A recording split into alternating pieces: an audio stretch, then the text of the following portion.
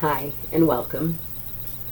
For those of you who don't know me, my name is Barbara Brown, and I am the host of this channel.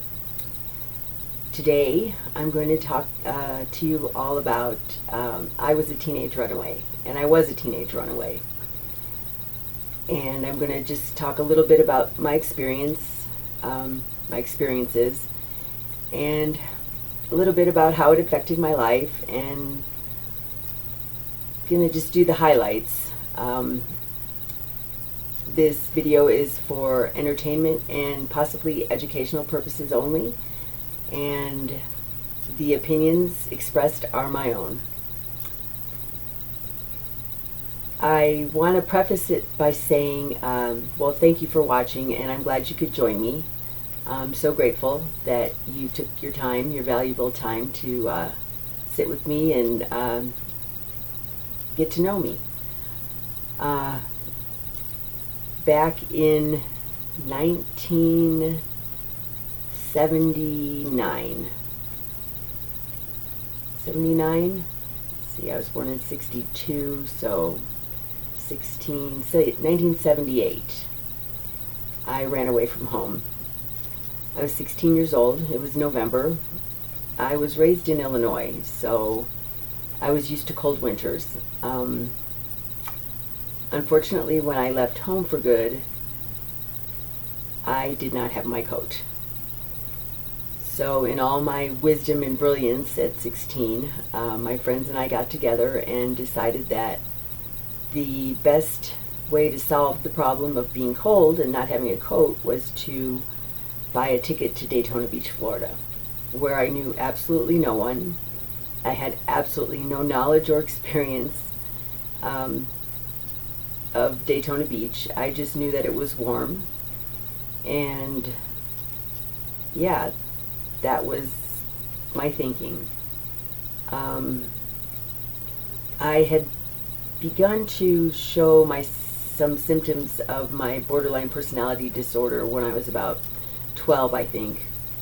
I became extremely moody and very volatile. I could go from 0 to 60 in my anger in milliseconds. I really didn't have any idea of what was creating the trouble and anger issues that I was having. But I was having anger issues, and I'm the oldest of 4. I have 2 sisters and a brother, and my parents were wonderful people, are wonderful people. They're still with us, but they just didn't know what to do to motivate me to continue to follow rules, and their rules specifically, and how to get me past my issues. I was moody a lot, obstinate. I would cuss, and I went from being a very shy, reserved, quiet, book reading, straight A student to being an obnoxious little know-it-all teenager overnight. And my parents weren't having it. My parents ran a tight ship, and I'm grateful they did. That's probably one of the biggest reasons I really survived in the street like I did, because without the grace of God and without the upbringing that I had, which focused on education, I went to private schools, parochial schools, St. Joan of Arc in Lisle, Illinois, specifically. It's where I graduated from 8th grade, and my training in school was very good. And so when I got to high school, I was able to take honors classes and pass them, even though my freshman year of high school I was in psychiatric hospital for, I don't know exactly how long, but months during my freshman year. So I was able to pass all my honors classes, some of them by the skin of my teeth, but because I had such a good education through 8th grade, a lot of what they were teaching me in high school, because I went to the public high school in Downers Grove, Illinois, was repeat information. So anyway, I was doing poorly in school. I was not participating in sports and other positive things that I had been doing in grade school. I was beginning to run amok, I guess, is the way you might put it.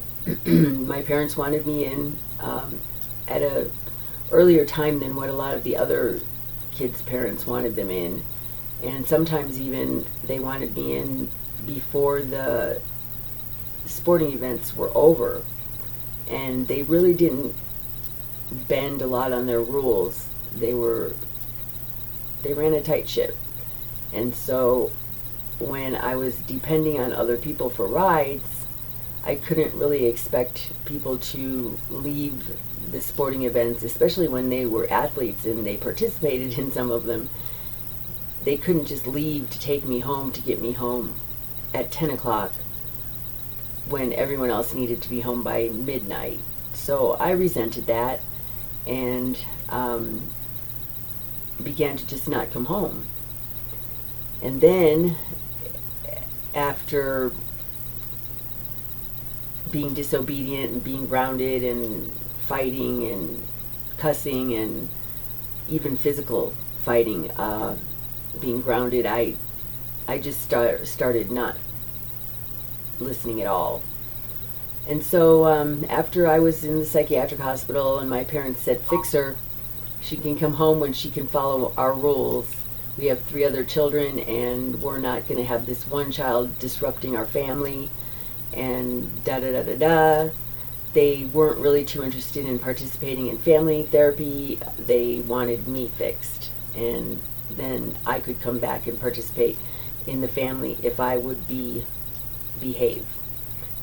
And I really wasn't thinking that I wanted to conform to their rules. I thought they were unreasonable and that they should trust me more and that I should be able to basically do the same things that my friends were doing.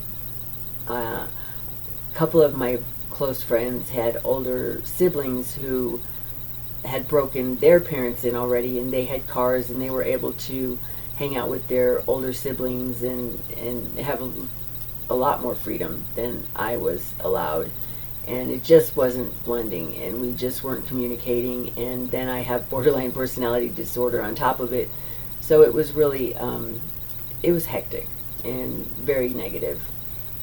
A lot of fighting and a lot of yelling and a lot of screaming and a lot of throwing punches even on both sides.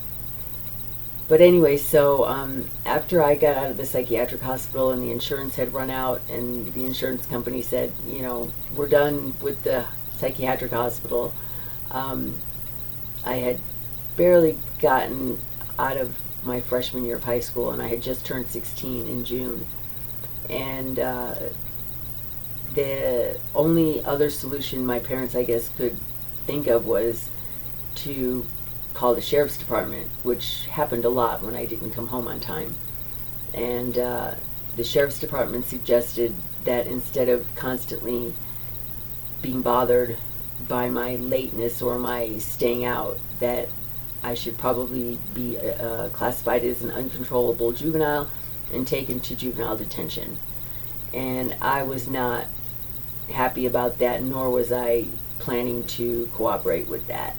So the day that the sheriffs knocked on the front door, I jumped off the balcony into the snow, out the back door, and jumped on the train and went back to my old neighborhood and found my friends and talked to them about what I should do and there was a few ideas, but not many.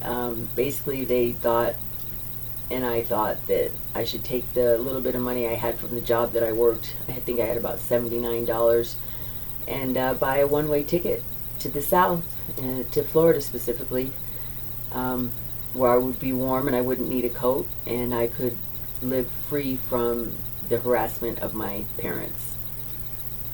So that's what I did, without knowing anyone, and without knowing anything, without anything. I just went. And I did not have healthy fear of anything at that point. And I took the Amtrak from Illinois to Florida, and one of the first, in fact, the first night that I couldn't afford the bed, so I just was in a seat, but you can just walk up and down, you know, into different cars and whatever, what have you.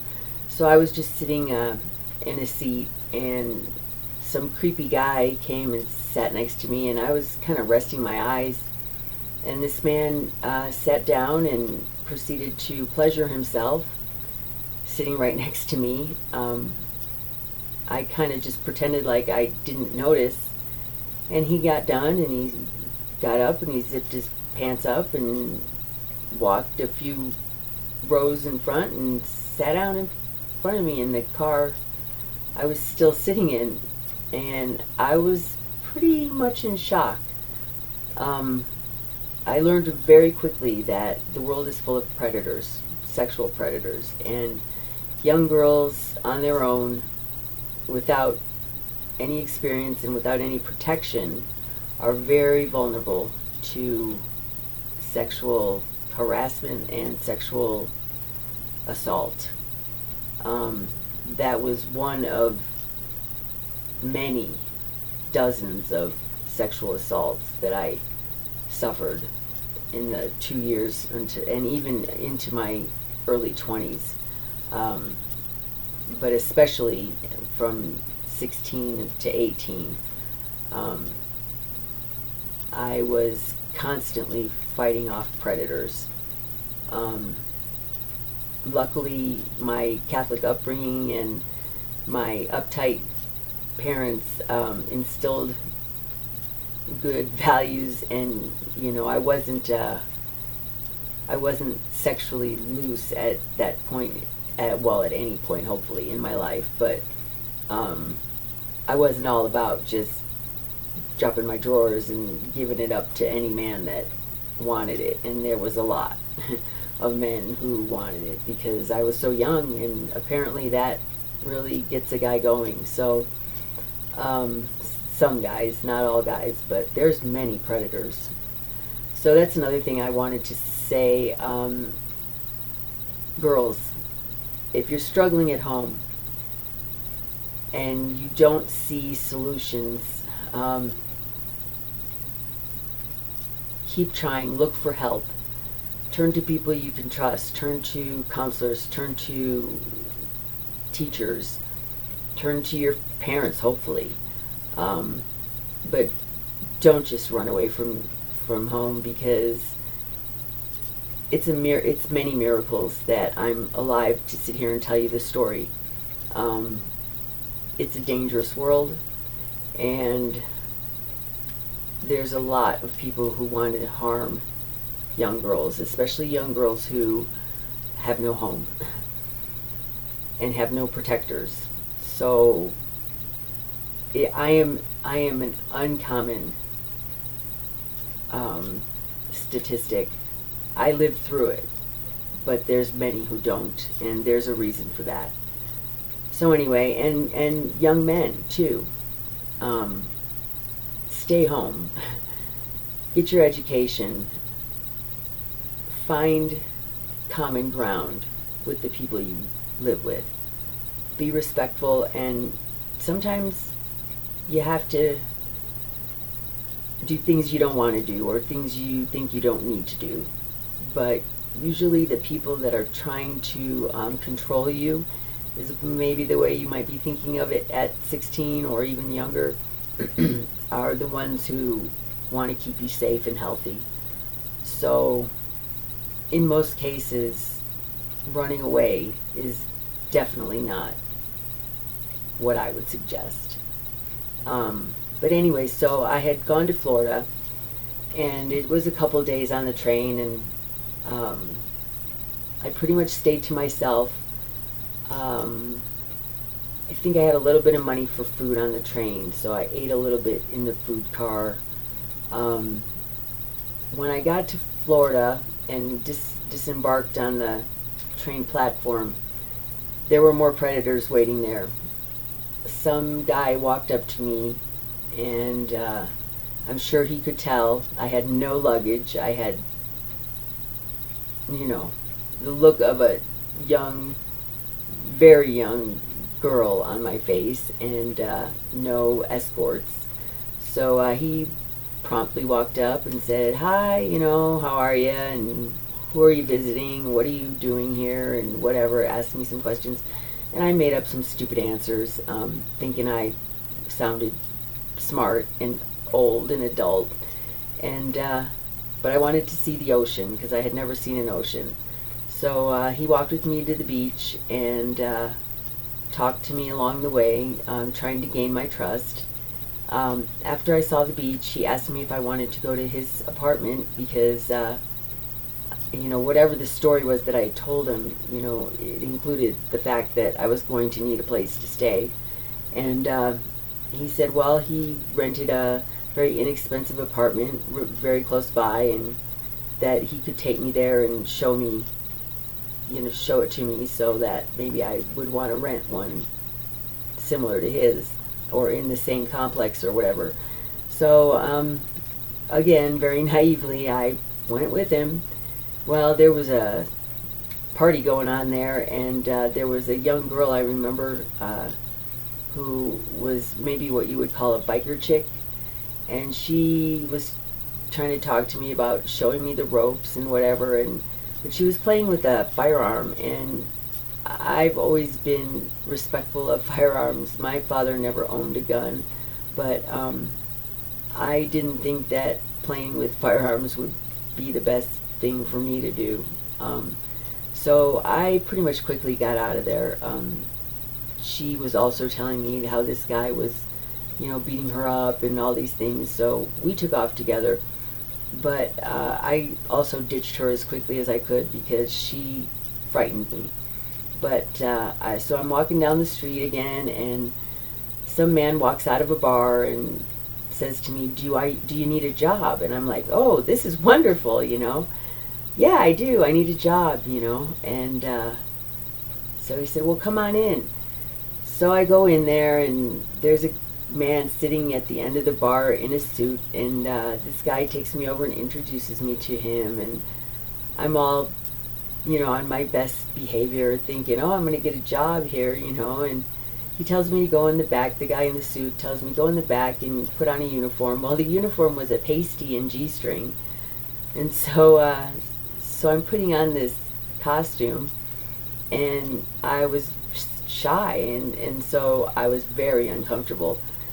But I needed a job, so I was thinking, okay, well, let's see where this goes. And so I put on the pasties and G-string and walked out, and he says, okay, now audition for me.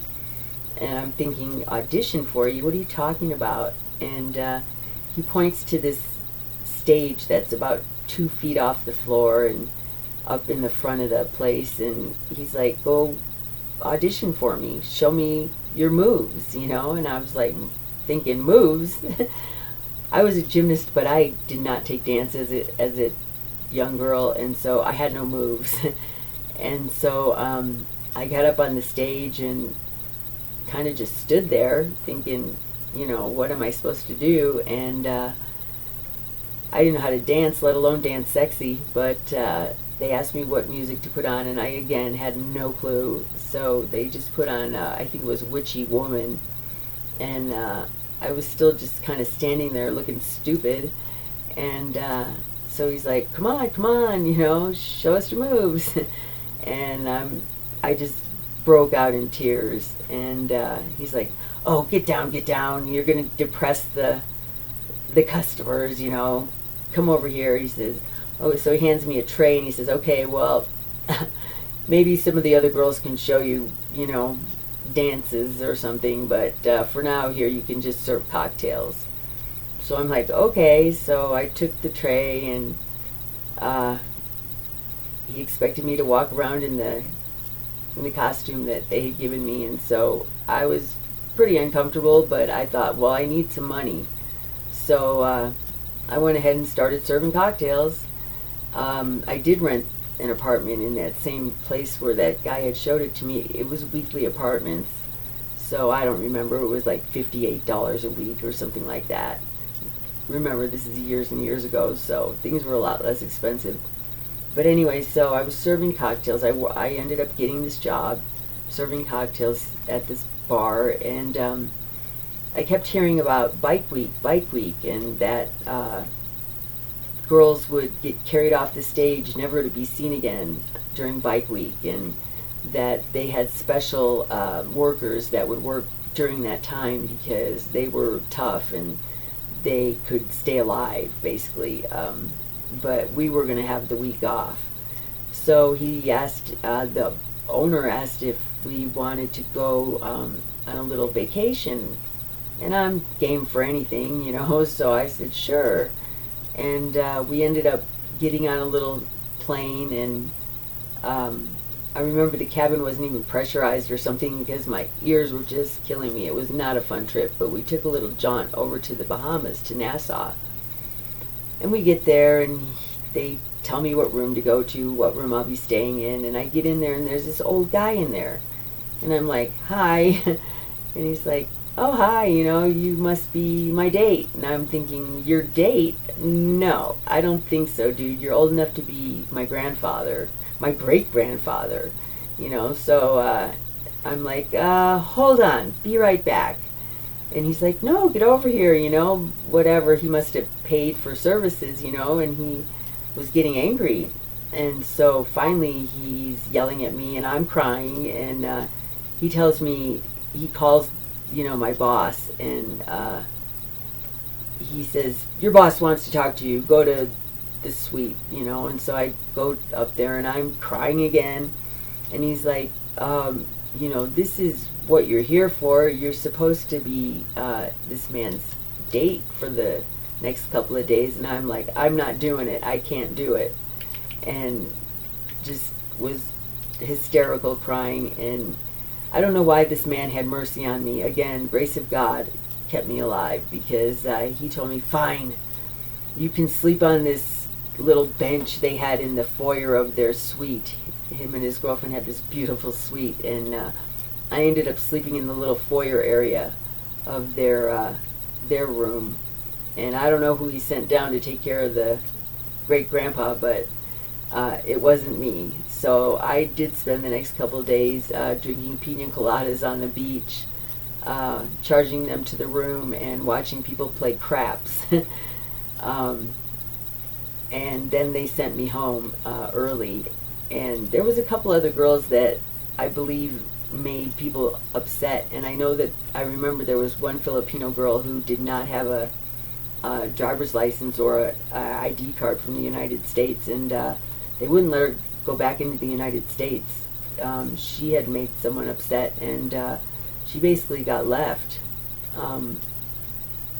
I was very fortunate because disobedience wasn't really allowed, and it wasn't really an option about these things that I was being told to do, and I just wouldn't do things. And so when I got back to Daytona Beach, I had met this guy named Chris, who was 10 years my senior. He was 26 and I was 16, before we went to Nassau. And he was at the bar sitting there pretty much waiting for me when I got back to work. And so I was like, oh, hi, and everything. And he's like, I came to ask you if you'd like to go to San Jose with me, California. I'll be leaving tomorrow. And I was thinking, I don't even know this man. He said, I'll take care of you, and You don't have to worry about any expenses. You just be my girlfriend, and we'll be fine. And so I said, well, I'll let you know. He said, well, I'm leaving tomorrow, so you got to let me know as soon as possible. So I thought about it, and I thought, I'm not doing too well here in this dance club.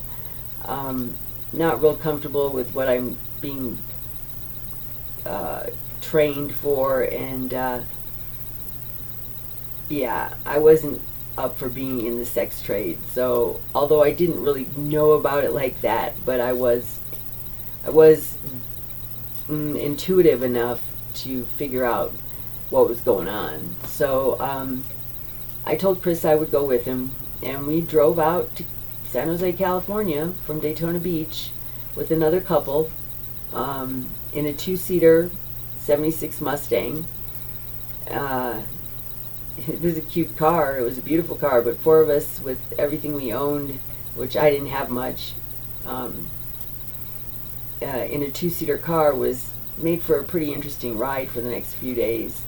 It took us a week and a half maybe to get there. Little did I know that the luggage container that was strapped to the top of the Mustang, like one of those turtle shells or whatever they are, not only had their clothes in it, but had a whole bunch of weed in it. So I guess we were transporting weed across the country. It wasn't the dank kind of weed that they have now, the hydroponics or whatever, all the, high-grade weeds that they have available now. It was just some Colombian or whatever, but it was quite a lot of it, I guess. Thank goodness it wasn't that stuff that they have now, because, we would have reeked from here to San Francisco.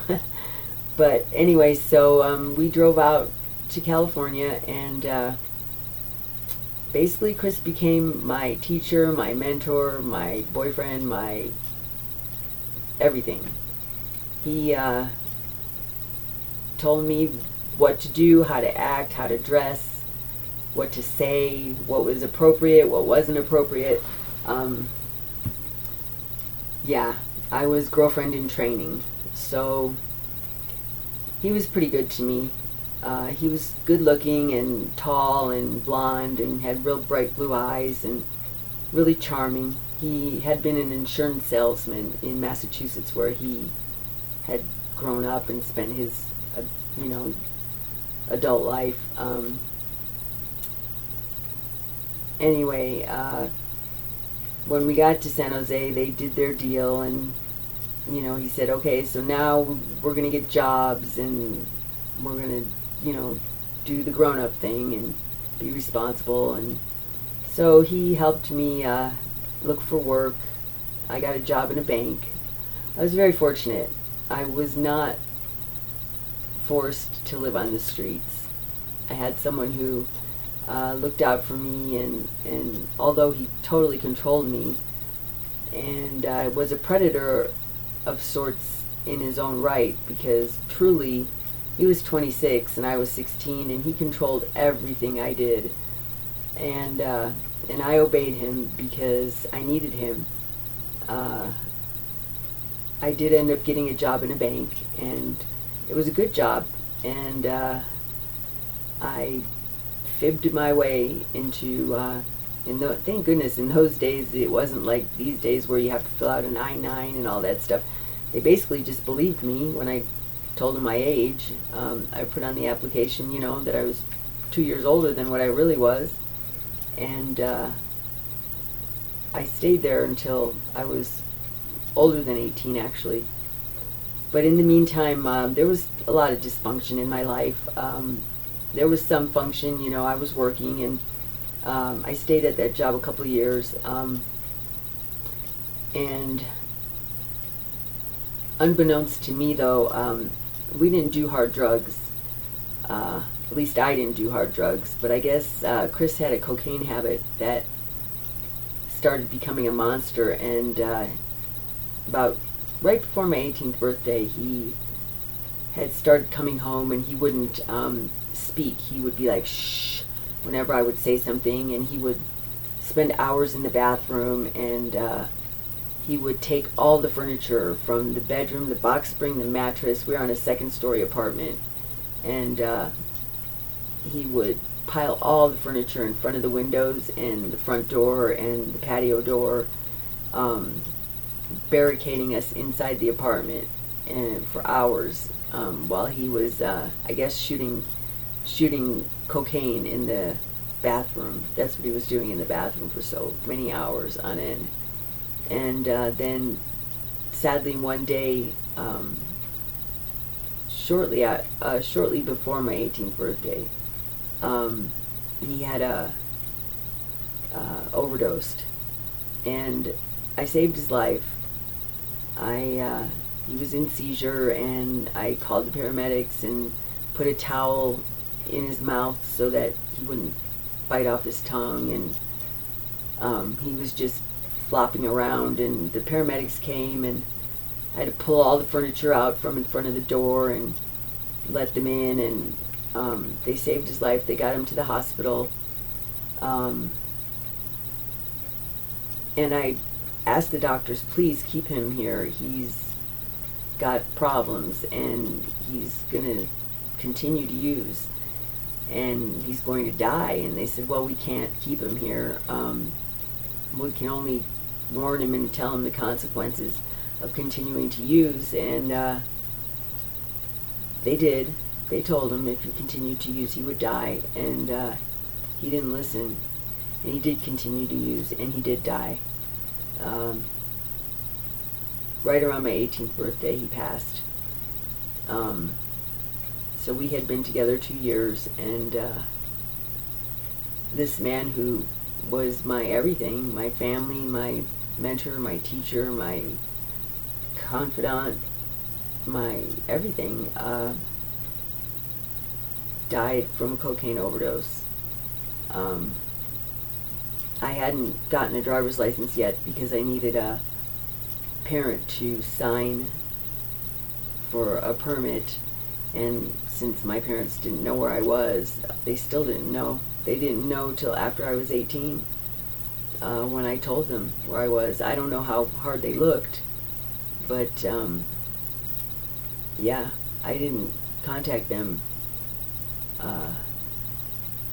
until I was old enough that I wouldn't be dragged into the police station and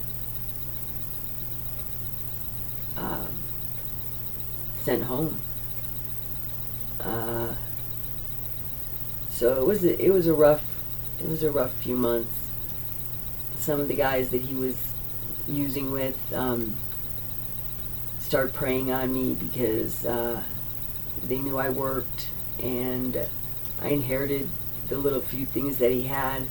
We had bought new furniture, financed it from some discount stores in the downtown area in San Jose. So I had a nice apartment and pretty furniture, and I got his almost brand new, couple-year-old Mustang 2 Cobra, and I taught myself to drive in it. But again, the predators came crawling from everywhere and tried to pimp me out, tried to get me to do sexual favors and acts for money, and just a lot of creeps.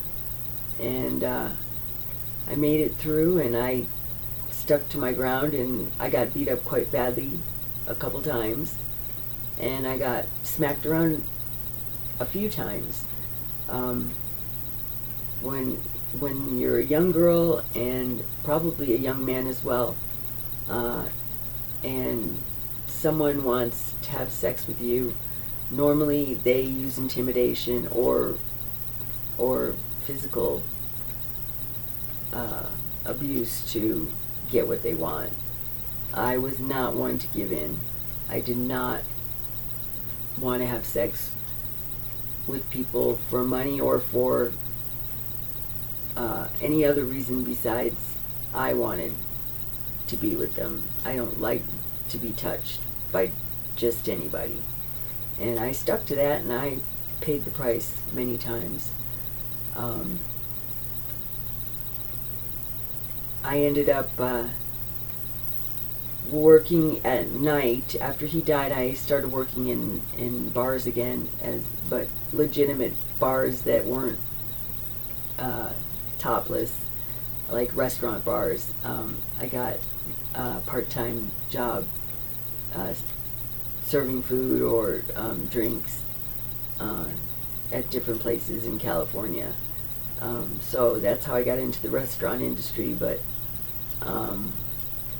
I served drinks and food and started, earning a little bit of cash money for tips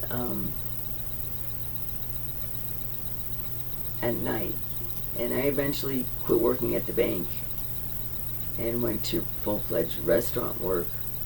But that's a brief synopsis of what I did for the first couple years of being a runaway. I was fortunate. There are many, many young people that end up on the streets and can't get out of the streets, or die in the streets. It's a very predatory world, and young people are at risk. So remember to not give up on your children. There's got to be some common ground. There's got to be some compromise.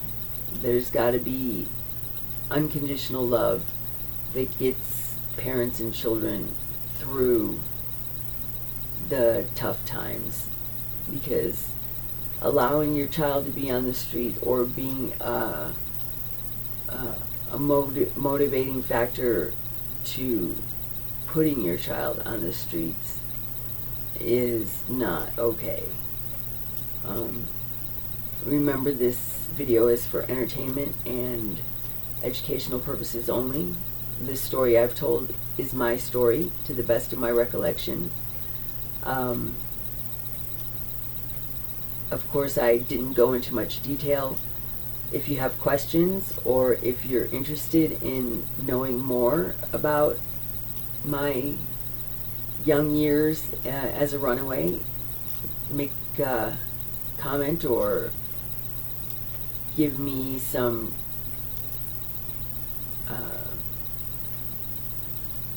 questions or comments that lets me know that you're interested in knowing more.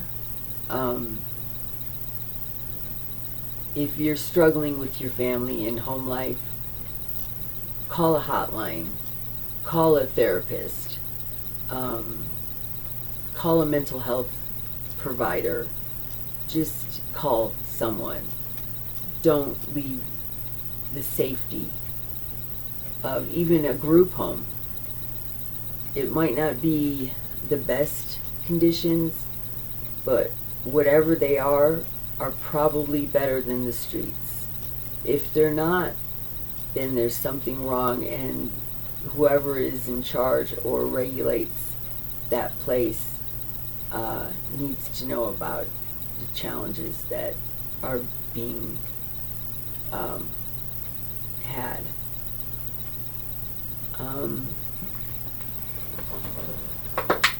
Super thirsty.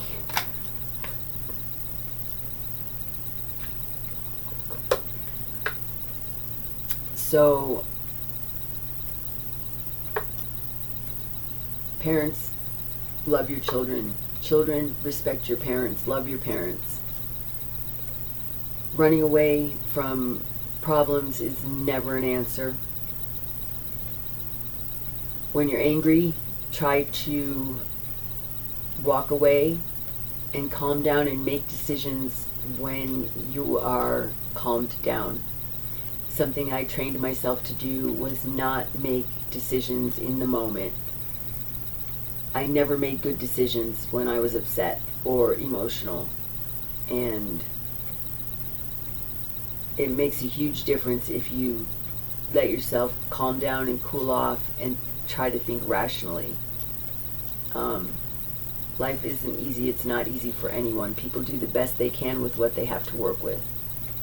And We just got to keep trying. But thank you for spending time with me today. Please hit the like and subscribe button. Share it where you see the opportunity. I appreciate you all. Anyone who would like to appear on my show or has a topic that they would like addressed, please send me a message. barbjobrown@gmail.com or grantsformandy@gmail.com. Until next time, remember you're special, valuable, and you're loved. Thanks for watching.